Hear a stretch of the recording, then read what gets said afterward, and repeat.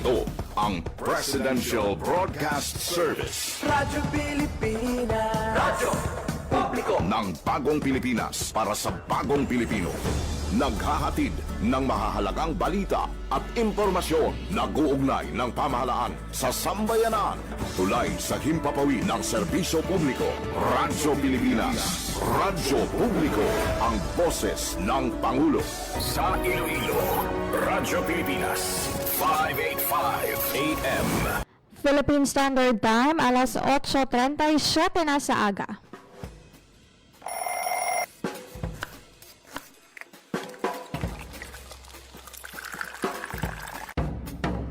Aga sa Iloilo. Masako. Magahod. Mapagsik. Panibagong adlaw pagkatapos ng paghuway sang gabi antes. Bag-o nga paglaom. Isa naman kapag himakas sa matahong nga palaabuton. Iloilo Morning, ang programa nga kaupod ninyo sa pamahaw kon aga.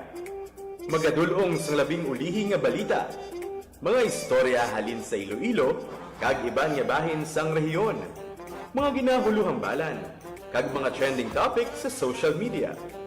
Ululupod naton at tubangon ang maayo nga aga. Magpamati na sa Iloilo Morning! Dili sa 585 kHz sa AM bands ang inyong mga radyo. Radyo Pilipinas Iloilo, the only government radio station in Western Visayas.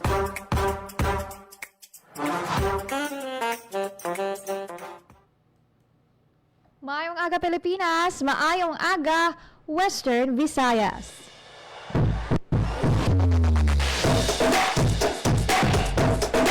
Kamusta ka mo sa mga adlaw sang Webes? Petsa 7 bulan sang Mayo tuig 2026. Sa kinaandan, ako ang inyo alagad Emerald Santiagudo, kag welcome na sa Iloilo Morning.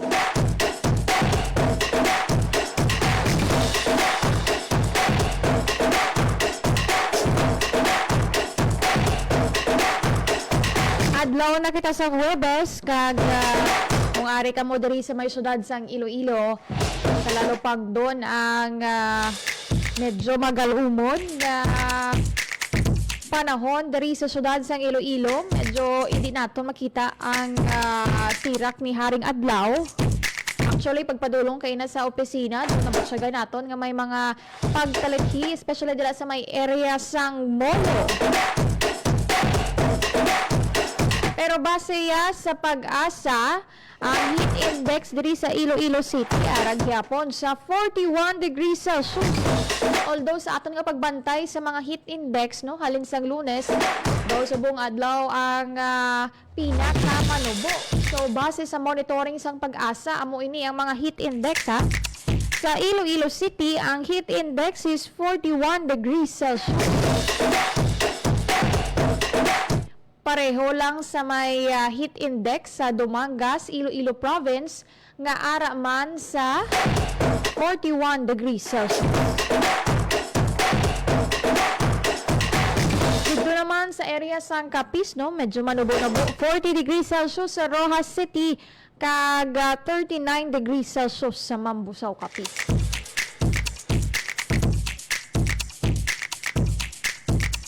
May ginabantayan man kita nga manugsulong sa bagyo. Sagwa sang Philippine Area of Responsibility. Pero most probably, ang ining magaluon hindi pa epekto sa bagyo, kundi most probably isolated rain showers. Kung grabe gani kainit, tapos gulpin ang mga pag-ulan, laban ang sakit ng dugang ini nga threat ng mga kulturan naton. Kamo na ang bahala nga magdala sa inyong mga dugang nga proteksyon, no? Payong para sa init, kag para sa ulan, kag magsuksok sang kado. Kahapon, cover kita dito sa atun man nga madugay naman nga ginabantayan halin pa sang nagligad nga semana Lunes ang pagbukas sang sining duha ka cooling hubs, no? Hindi na siya cooling station, ang tawag na sini Iloilo City Cooling Hub. So kahapon formal na ginbuksan ang cooling hub dito sa may area sa Diversion Road. Dira sa may malapit sa may overpass, no? Sa tabok sang paradahan pakadto sa may Banwasang Oton. Kag ang cooling hub dito man sa may area sang Halandoni Bridge sa General Luna. So duha ka cooling hubs na ang operational umpisa kahapon nga adlaw. Kahapon gani sa formal launching si Iloilo City Mayor Raisa Treñas ang nagpanguna kag naghiwat sang routine inspection. Sa aton nga pag-check, no, sa General Services Office kahapon ang mga nagpadulong sa cooling centers ara sa 22 sa may area sang diversion kag 14 sa may Halandoni. Amo ini ang ilang data kay ti antes ka magsulod may ara pa sang assessment kag registration, so may ara gid ya sang specific process nga ang tanan nga masulod ma-register anay. So with the opening sang duha ka cooling hub ang ginatawag ining short-term immediate response sa Iloilo City Government sa tunga sang mataas sa index, may isa pa gid ka cooling hub po target man nga buksan most probably by this week. Ina ang cooling hub dito naman sa may area sang Plazoleta Gay sa may area sang city property, do very vital man na dira nga area kay madamo ang pamakal dira sang ano man ilang kinahanglanon sa may area sang downtown. So amo naman ina ang ginatingwa nga tapuson sang General Services Office.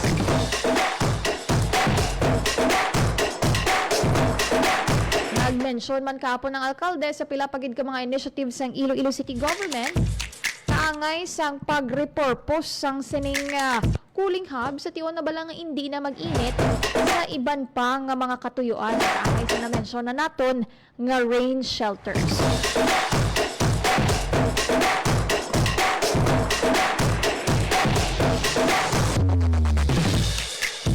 Bala pamatian naton ang kabahin, no, sa malipot lang nga interview ni Iloilo City Mayor Raisa Treñas kahapon. Kadungan man sa iya nga pag-walkthrough sa cooling hub dito sa may Diversion Road. Ari ka pamatian naton ang kabahin sang pagpahayag ni Iloilo City Mayor Raisa Treñas. Make sure na minimal ang atong excess most really formal lang. Within the day na isla natin kasi may arat as practice na. Today we will be opening two I-cool stations. I-cool kay para ma-anuman sa mga balakan at this diversion road na init-init medyo malayo ang nakatulong at least makakaworldwide na for a bit.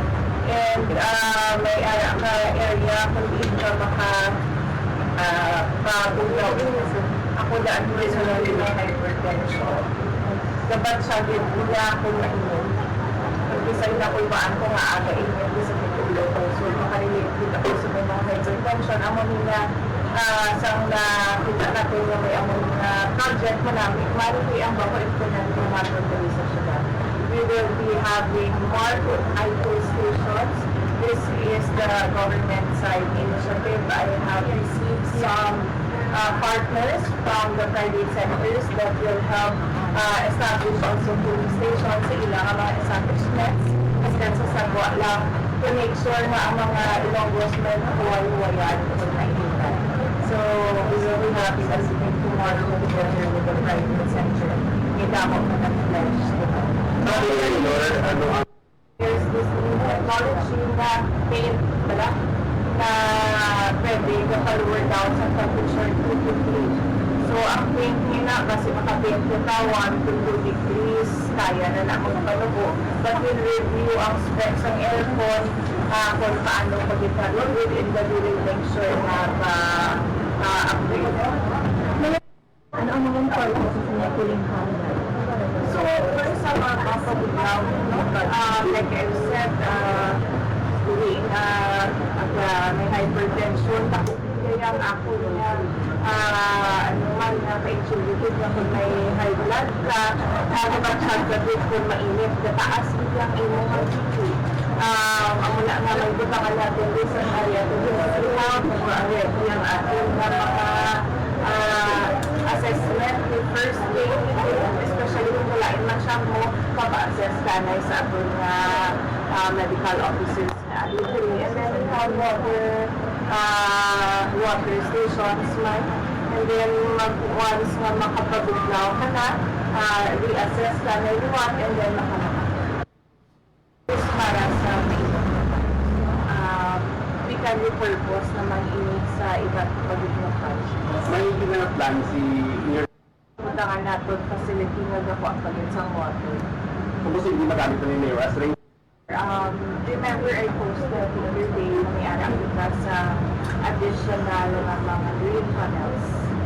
So, ang ating mga green panels, that's part of the award na nakuha nito sa DNR. So, part of that, may green panels kita, may end-of-life facility kita, end-of-trip facility, may anak kita waiting and mga bike racks. So, basi basta nila once that project will be. Hindi na i-implementing kaya na kaya na kita schedules. This will gagawin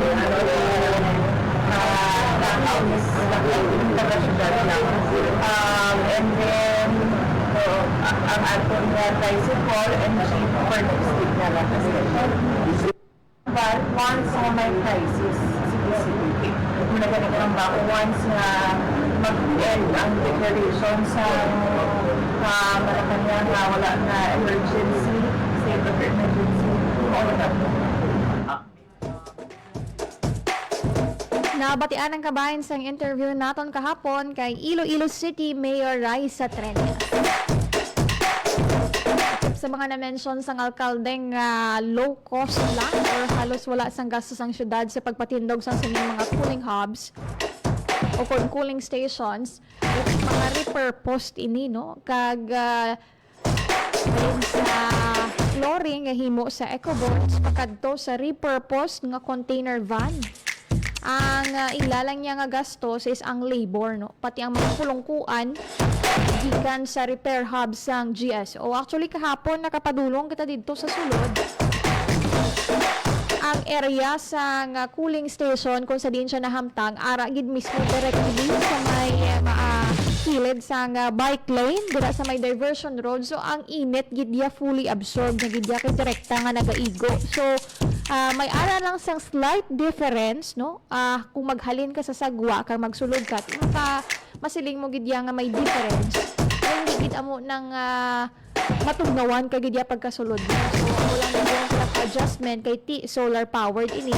So hapon to medyo gamay pa ang aircon pero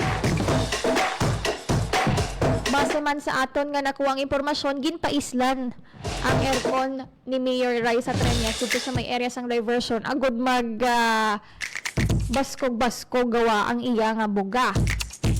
Pagka kadto Manila to kahapon gin-check nila isa-isa kung ano pa ang pwede ma-improve, kung ano pa ang pwede maislan.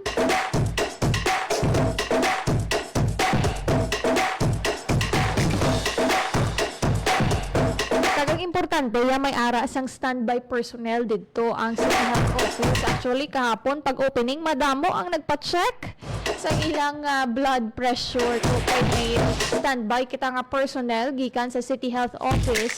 May mga naga-check sang blood pressure kag may bulong man. Kung kinanglan mo yang maglain ang kung naglain ang imo pa matsyag kag need mo nga mag-take sang bulong, may mga standby emergency. emergency medicines nga ato dito. So, ang liwaton naton, ang operational hours ang ining cooling hub is from 10 a.m. to 4 p.m. Kag ang capacity sini 20 katao at ata. So amo na ang duha ka cooling hub kahapon nga operational once kuno nga matapos naman ang cooling hub dito sa may area sang Plaza Letagay, isa sa mga ginatan-aw man sang alkalde ang posibilidad nga dugangan pa ang cooling hub sa iban pa nga area sa syudad. Kag ang iya nga na-mention nga may mga private sector man nga nagpayag na sang ila nga interes nga magtukod sang ilaya nga kaugalingon nga cooling station. Nakipartner sila sa Iloilo City Government pero sila ang magasto para sa pagtukod sang cooling. Mangkot natin kung pila na ang nakakommit mayor. So around 3 to 4 na ka private establishment ang nag-commit nga mapatindog man sila sang ila kaugalingon nga cooling station. Aside from that, no, madamo pa kuno sa ma-complement nga mga facilities or infrastructure, especially sa may diversion. Aside sa cooling hub, may plano man ang syudad nga dugangan ang green tunnel. Dugangan sang shower rooms, kag dugangan pagid ang waiting shed. Masiling naton nga ti kung makita naton, todo proud man kita no nga ang Iloilo City may inisyatibo kag padayon ang pagpanami sang mga pasilidad, especially dira sa may area sa diversion. Paghatag man sang importansya sa mobility. Kag ang pagpanubo sang temperatura diri sa syudad isa man sa mga pasabig naton nga solusyon sa climate change.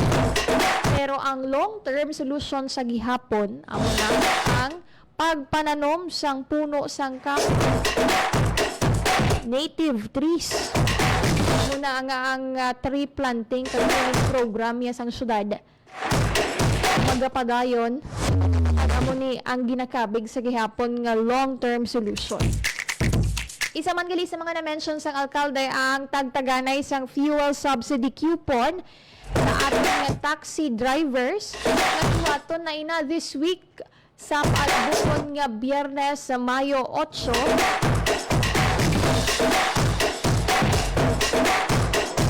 Actually, buwas na ganito. Mayo 8 sa may Quintin Salas Gym. May close to 1,000 ka taxi drivers ang magabaton sang fuel subsidy coupon nga nagabalor 1,000 pesos. Gikan sa Iloilo City Government, kag ini nga coupon ang liwat nila nga i-present sa mga designated gasoline station. Heads up sa mga taxi drivers daton nga residente sang syudad, ang tagdaganay sang inyong fuel subsidy coupon pero dapat naka-apply ka mo sa may period of application ina sang last week. Ang tanan nga qualified nga beneficiary nga taxi drivers amo ina ang makabaton sang fuel subsidy gikan sa Iloilo City Government was nga adlaw Mayo 8 sa Quintin Salas Gym. Philippine Standard Time, alas 8:56 na sa ata. Walang kasang oras rin sa programa Iloilo Morning. Gani, thank you, Gid, sa live viewers nato sa Facebook Live, kag sa tanan nga nagapamati sa ilang nga radyo. Sa kinaandan akong inyo alagad, Emerald Santiagudo, kag kita na kitaliwat. Until next time, diri lang sa Iloilo Morning. Maayong aga Pilipinas, maayong aga Western Visayas. Radyo Publiko, Radyo Pilipinas. Ang inyong tulay sa himpapawid ng serbisyo publiko, ang Presidential Broadcast Service, Radyo Pilipinas, Radyo Publiko. Radyo Pilipinas. Radyo Publiko. Publiko. Kinilala ng pang-international at prestigyosong Asia Pacific Broadcasting Plus Awards 2025 para sa kategorya ng Government Streaming. Ito ay dahil sa epektibo nitong pagsasanib ng mga tradisyonal na media tulad ng telebisyon, radyo at print para masabayan ang mabilis na pag-inog ng mundo ng digital at social media tungo sa mas epektibong paghahatid ng mahahalaga at napapanahong mga impormasyon sa mamamayang Pilipino. Kinilala rin ang Radyo Pilipinas dahil sa patuloy na pag-akyat ng rating. Ngayon ay matatag sa pang-apat na pwesto sa Mega Manila ayon sa pinakahuling Nielsen Radio Audience Measurement Survey.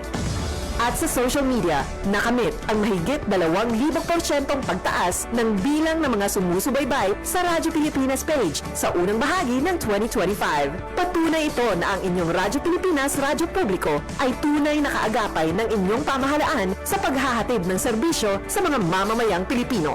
Mula sa aming lahat, sa ngalan ng inyong pamunuan at mga kawani ng Presidential Broadcast Service, kasama ang inyong mga himpilan ng Radyo Pilipinas sa buong kapuluan, Maraming salamat po sa inyong lahat, sa inyong pagtangkilik at pagkilala. Radyo Pilipinas. Radyo Publiko.